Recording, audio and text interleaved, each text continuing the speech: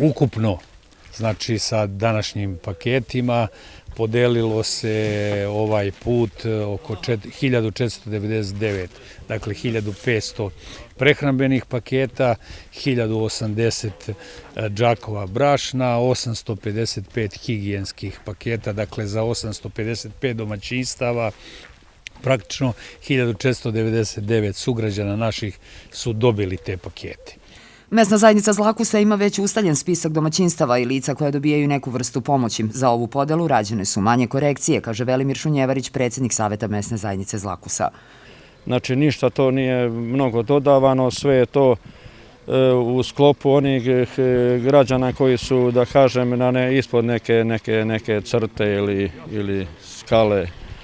Tako da imaju prilike danas da to dobiju i imamo u tom spisku 23 člana.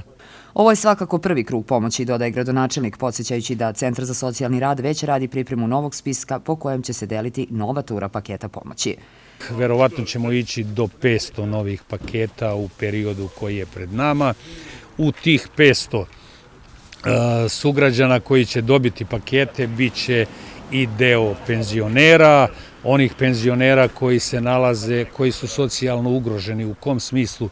U smislu možda će ljudi imati i veću penziju od 30.000, ali ako izdržavaju 5-6 članova domaćinstva koji nemaju posao, onda je prirodno da su oni u težoj poziciji nego možda neki koji imaju penziju do 30.000 dinara, a imaju decu koja rade i izdržavaju sebe.